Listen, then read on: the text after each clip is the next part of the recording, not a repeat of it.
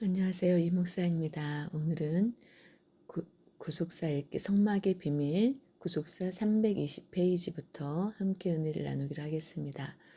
네 번째, 분향단의 구속사적 교훈. 작은 1번, 분향단의 위치가 속죄소 맞은편인 것은 지속되는 예수 그리스도의 중보 사역을 보여줍니다. 출애굽기 30장 6절. 대제사장은 성소를 지나 휘장을 통과하여 지성소에 들어갈 수 있습니다.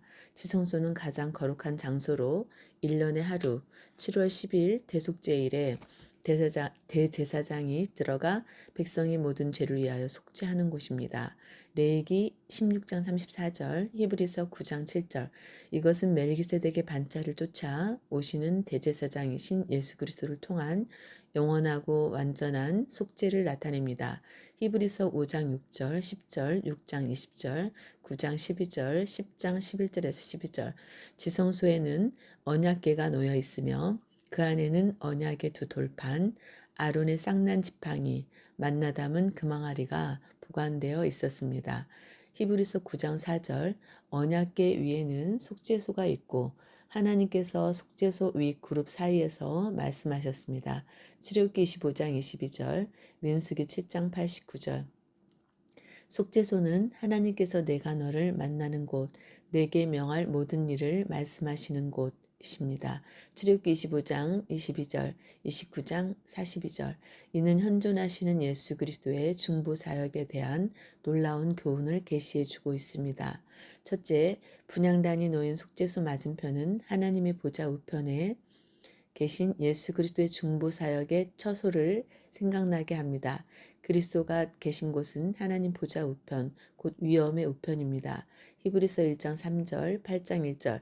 그곳이 바로 우리를 위하여 간구하시는 중보 기도의 자리입니다. 대제사장이신 예수님께서는 지금도 보좌 우편에서 성도를 위하여 기도하고 계십니다.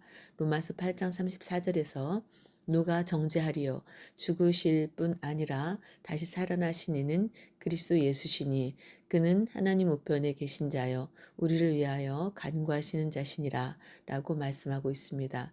히브리서 7장 25절에서 이는 그가 항상 살아서 저희를 위하여 간구하심이니라 라고 말씀하고 있으며 요한일서 2장 1절에서 만일 누가 죄를 범하면 아버지 앞에서 우리에게 대언자가 있으니 곧 우리 의로우신 예수 그리스도시라 라고 말씀하고 있습니다.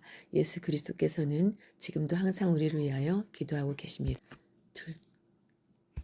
둘째, 분향단은 속죄소 맞은편에 두라고 하는 것은 예수 그리스도의 존귀함과 영광스러움을 알려줍니다.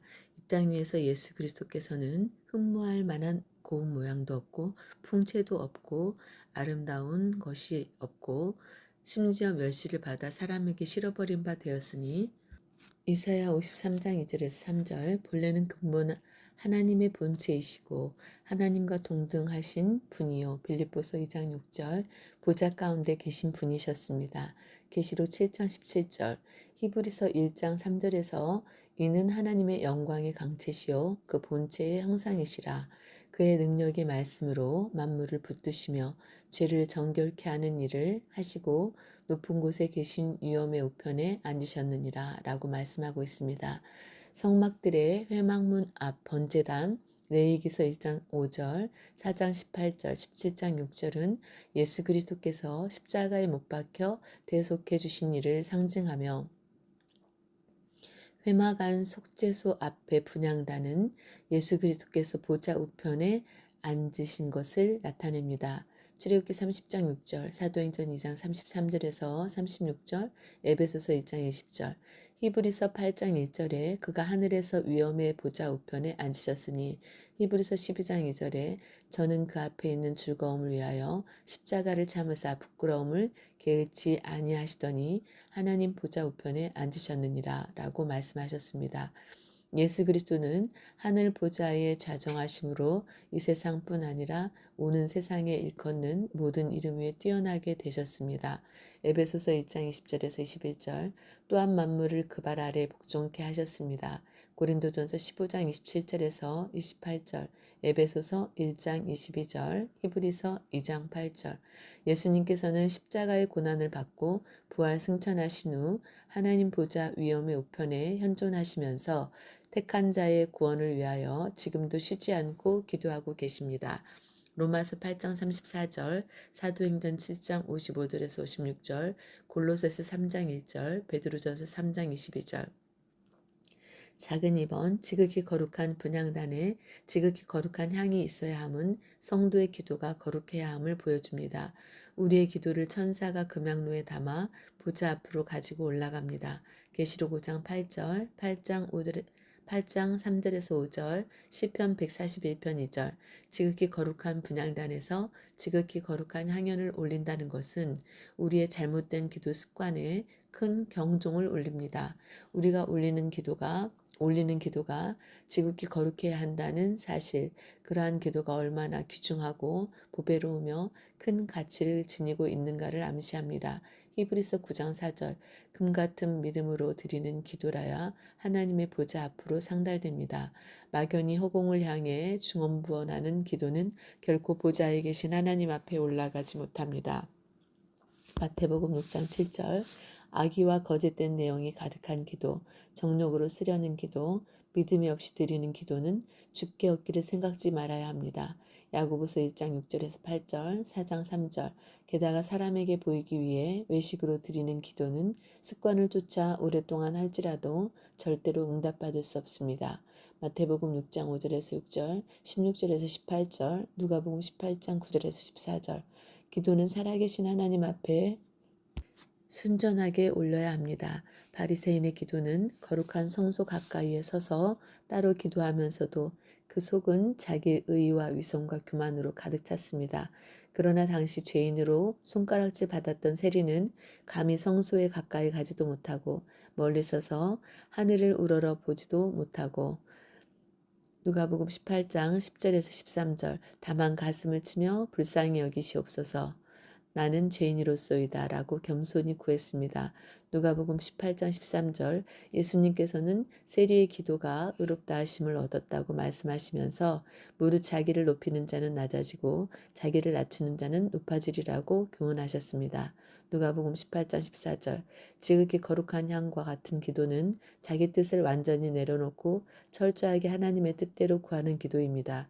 예수님께서는 십자가를 지시기 전날 밤에 겟세마네 동산에서 기도하실 때 그러나 나의 원대로 마옵시고 아버지의 원대로 하옵소서라고 기도하셨습니다. 마태복음 26장 39절, 마가복음 14장 36절, 누가복음 22장 42절. 작은 3번 네 가지 향은 네 가지 유형의 기도 모범입니다. 출애굽기 30장 34절에서 38절. 첫째, 소합향의 기도. 소합향은 햇빛을 받으면 분출되는 향입니다. 실로 예수님의 기도는 속에서 분출하는 소합향의 기도였습니다. 소합향은 얻는 나무에서 수액이 방울방울 떨어지듯이 예수님께서는 자기를 죽음에서 능히 구원하시리에게 심한 통곡과 눈물로 간구와 소원을 올렸습니다. 히브리서 5장 7절. 예수님 속에서 심한 통곡과 눈물이 분출한 것입니다. 우리 성도들도 수합향의 기도를 드려야 합니다. 성도가 하나님의 은혜를 충만히 받으면 기도가 저절로 터져 분출하게 됩니다.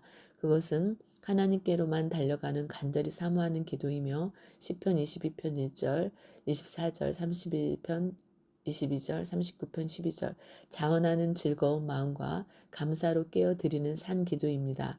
빌립보서 4장 6절, 골로새서 1장 3절, 4장 2절, 데살로니가전서 1장 2절, 빌레몬서 1장 4절.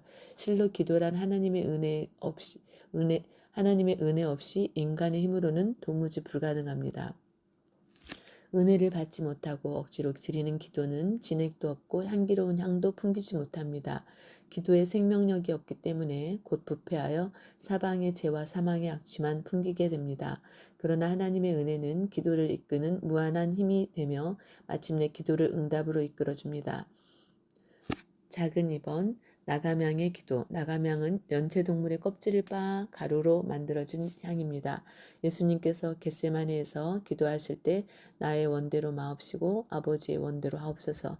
마태복음 26장 39절, 42절, 44절 라고 기도하셨습니다. 소라나 연체동물의 껍질을 빻아 만든 나감향처럼 예수님께서는 자기를 완전히 부수고 철저하게 하나님의 뜻에 맡기는 신령한 나감향의 기도를 올렸습니다.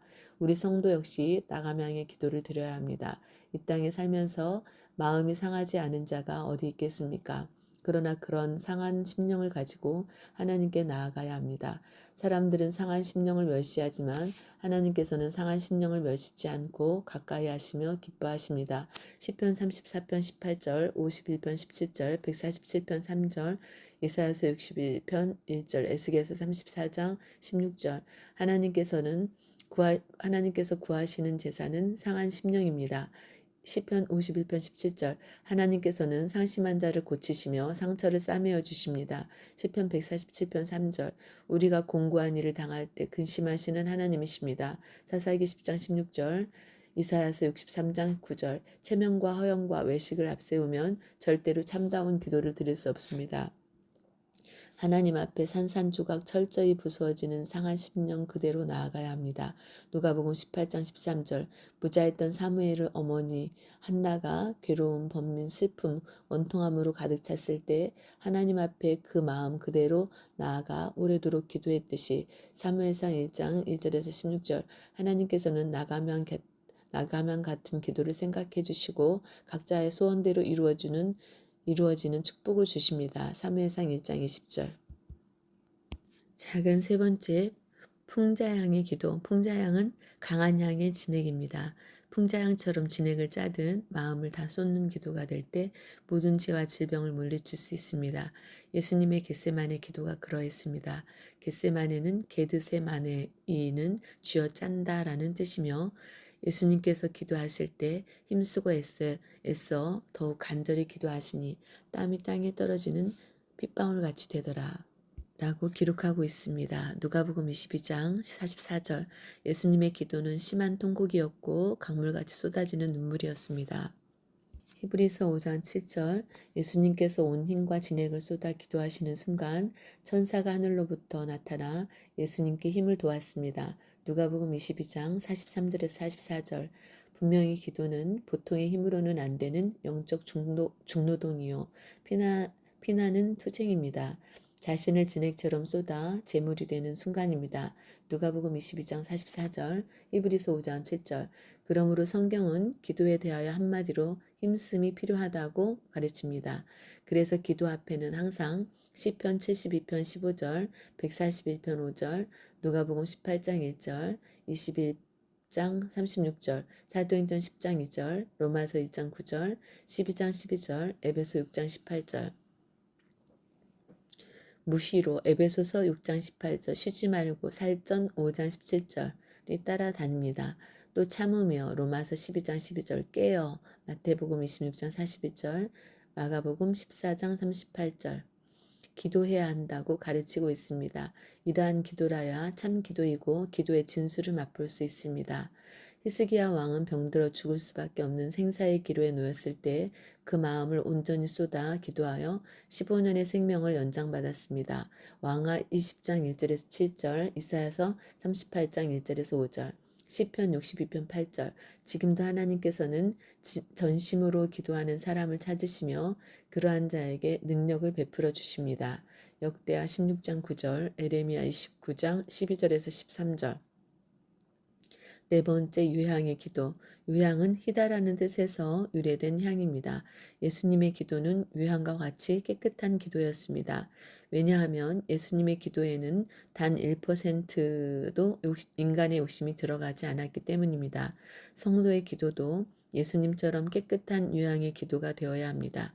욥기서 16장 17절에 그러나 내 손에는 포악이 없고 나의 기도는 정결하니라 라고 말씀하고 있습니다. 정욕을 품거나 죄를 짓고는 깨끗한 기도를 드릴 수 없습니다.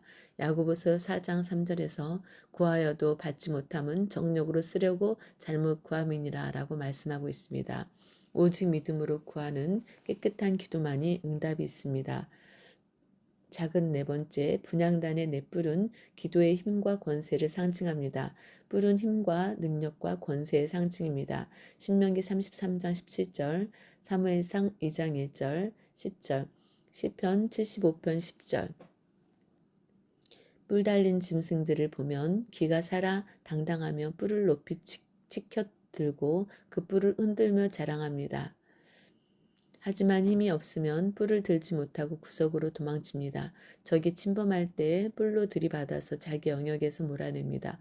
우리도 나의 생명을 해하거나 교회를 해롭게 하는 어둠의 세력이 공격해 올 때 기도와 말씀의 권능의 뿔을 들고 싸워 이겨서 자신과 교회를 끝까지 지켜야 합니다.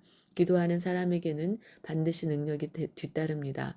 어떤 사람이 벙어리 귀신 들린 아들을 데리고 와서 예수님의 제자들에게 고쳐달라고 하였으나 고치지 못하였습니다.